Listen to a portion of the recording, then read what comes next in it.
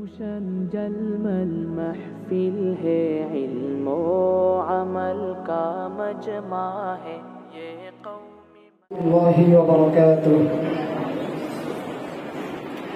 इन्नल हम्दुलिल्लाह वस्सलातु अला इब्नि अब्दिल्लाह व बअद। अऊज़ु बिल्लाहि मिनश शैतानिर रजीम। बिस्मिल्लाहिर रहमानिर रहीम। वमा अर्सलनाका इल्ला रहमतल लिल आलमीन। वक़ाल रसूलुल्लाह सल्लल्लाहु अलैहि वसल्लम इन्नमल मुमिनूना इख़्वा औ कामा क़ाल अलैहि सलातु वस्सलाम। শুভ্রতার রূপে অপরূপ মারকাজুল মাআরিফ আল ইসলামিয়া ঢাকা, চোখ ধাঁধানো সারা সৌন্দর্যের জন্য যার বর্তমান পরিচিতি পরিধারা, সেই পরিধারার পরিচ্ছন্ন পরিবেশে দাঁড়িয়ে আজকের বক্তৃতা প্রতিযোগিতা সম্মানিত চিফ ডাইরেক্টর, মহামান্য অডিটর ও প্রেজেন্টর সকলকে জানাচ্ছি শরতের শুভ্র কাশফুলের শুভেচ্ছা। প্রিয় উপস্থিতি, আজ যখন সারা বিশ্বে সমাজ ব্যবস্থা এবং মানবতার মূলে কুঠারাঘাত হানছে, ইন্নাল কুওয়াতা লিল্লাহি জামিআ এর বলিষ্ঠ আহ্বান এবং মদিনা সনদ ভিত্তিক রাষ্ট্র ব্যবস্থাকে উপেক্ষা করে জনগণকে সমস্ত ক্ষমতার উৎস মনে করা হচ্ছে এবং মানব রচিত সমাজ ব্যবস্থাকে উন্নতির সোপান মনে করা হচ্ছে, ঠিক এই মুহূর্তে আদর্শ সমাজ বিনির্মাণে নবী সাল্লাল্লাহু আলাইহি ওয়াসাল্লাম সম্পর্কে আলোচনা করা বাস্তবিক পক্ষেই সময়ের দাবিদার। মুহতারাম হাজিরিন, গোটা পৃথিবী যখন জাহেলিয়াতের ভয়াল অন্ধকারে হারিয়ে যাচ্ছিল, যখন গোত্রে গোত্রে রক্তের প্রবল স্রোতধারা বইছিল, যখন মানুষে মানুষে ছিল রক্ত খর্ণ পশু অভিজাত্যের দুর্লভ প্রাচীর, সমাজ ছিল পশুত্ব ও পৌত্তলিকতার নিবিড় অন্ধকারে আচ্ছাদিত, দিকে দিকে মানুষ গগন বিদারী আওয়াজ তুলে চিৎকার করে বলছিল, কেউ কি আছো আমাদেরকে একজন রাহবার দিবে, আমরা মানুষ হয়ে বাঁচতে চাই। কেউ কি আছো আমাদেরকে একজন কান্ডারি দিবে, আমরা সমাজে শান্তিতে বেঁচে থাকতে চাই। এমন নাজুকময় মুহূর্তে শান্তির সৌরভ ছড়িয়ে অশান্তির পতন ঘটিয়ে এ ধারায় আগমন করেন মুহাম্মদে আরবি সাল্লাল্লাহু আলাইহি ওয়াসাল্লাম, যার আগমনে গোটা পৃথিবীতে প্রবাহিত হয়েছিল সাম্য, শান্তি, সততা ও মমতার শীতল হাওয়া। তিনি নির্মাণ করেছিলেন আদর্শ সমাজ। সেই আদর্শ সমাজ বিনির্মাণে নবী সাল্লাল্লাহু আলাইহি ওয়াসাল্লামের দৃষ্টান্ত পৃথিবীর ইতিহাসে বেমিসাল। মুহতারাম হাজিরিন, আদর্শ সমাজ বিনির্মাণে নবী সাল্লাল্লাহু আলাইহি ওয়াসাল্লাম মাত্র 14 বছর বয়সে হিলফুল ফুজুর নামে একটি সেবামূলক সংগঠনে স্বেচ্ছায় অংশগ্রহণ করেন। সমাজ থেকে অন্যায়, অবিচার, জুলুম, নির্যাতন নির্মূল করার লক্ষ্যে পরস্পর ঐক্য বজায় রেখে কাজ করার উদ্দেশ্যে তিনি সোচ্চার কণ্ঠে ঘোষণা করেছিলেন, ইয়া আইয়ুহান নাস কুলু লা ইলাহা ইল্লাল্লাহু তুফলিহুন।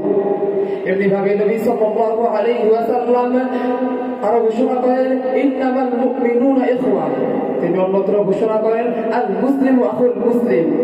ফলে সব সমাজে পরস্পরের মাঝে এমন ভ্রাতৃত্বের সম্পর্ক স্থাপন হয়েছিল যা পৃথিবীর ইতিহাসে বিরল। মুহতারাম হাজিরিন, নবী সাল্লাল্লাহু আলাইহি ওয়াসাল্লাম আদর্শ সমাজ বিনির্মাণে হদ ও কিসাসের বিধান জারি করে কোরআনের বাণী ঘোষণা করেন, ওয়ালাকুম ফিল কিসাসি হায়াতুন ইয়া উলিল আলবাব। ফলে রাষ্ট্র এবং সমাজ পরিণত হয়েছে নজিরবিহীন নিরাপত্তা ব্যবস্থা। সমাজ থেকে চুরি, ডাকাতি, রাজচিন্তায় রাজধানী নির্মূল করার লক্ষ্যে কোরআনের বাণী ঘোষণা করে তিনি বিধান জারি করেন, আস-সারিকু ওয়াস-সারিকাতু ফাকতাউ আইদিয়াহুমা জাযাআন বিমা কাসাবা নাকালাম মিনাল্লাহ। ফলে সমাজে প্রবাহিত হয়েছিল শান্তির বাড়িধারা। এমনি ভাবে নবী সাল্লাল্লাহু আলাইহি ওয়াসাল্লাম ব্যবসাকে হালাল এবং সুদকে হারাম করে কোরআনের বাণী ঘোষণা করেন, ওয়া আহাল্লাল্লাহুল বাই'a ওয়া হারামার রিবা। শুধু তাই নয়, নবী সাল্লাল্লাহু আলাইহি ওয়াসাল্লাম জিনার হক ও নারীর ইজ্জত রক্ষার্থে ঘোষণা করেন, আয-যানিয়াতু ওয়াজ-যানি ফাজলিদু কুল্লা ওয়াহিদিন মিনহুমা মিআতা জালদা।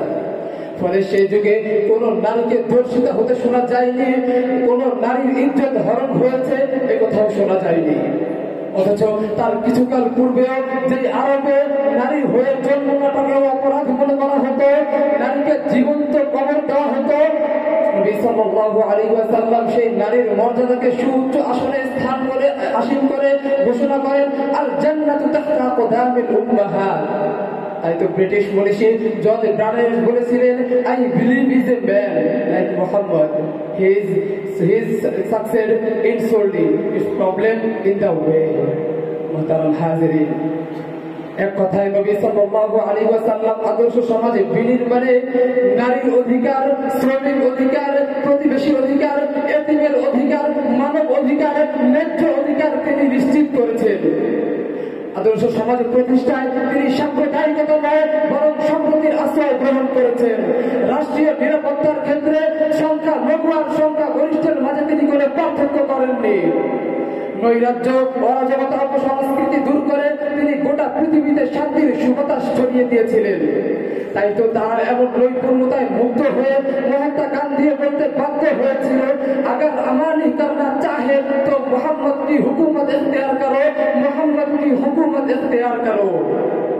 আজ বড় আফসোসের সাথে বলতে হয়, সম্প্রতিকালে পৃথিবীর প্রভাবশালীরা সুষ্ঠু সমাজে প্রভাবশালীদের মধ্যে সুষ্ঠু সমাজে বিনির্মাণে নামদারি বহু দাবিদার পাওয়া যায়, বহু সংগঠন পাওয়া যায়, বহু সংস্থা পাওয়া যায়, যাদের মধ্যে অন্যতম হলো জাতিসংঘ, যারা জাতির উদ্দেশ্যে সাংবাদিকের সামনে দাঁড়িয়ে মানবতার বার্তা শুনিয়ে বলে, whoever look at you wrong, let him check with his hand, if you not able with his mouth, if you not able with his heart। তাদের প্রধান কাজ ছিল বিশ্বে যুদ্ধ বন্ধ করা, আদর্শ সমাজ বিনির্মাণ করা এবং সমাজের শান্তি প্রতিষ্ঠা করা। কিন্তু আজ অবধি তারা এর কিছুতেই প্রতিষ্ঠা করতে পারেনি, বরং তারা করেছে তাদের স্বার্থ প্রতিষ্ঠা।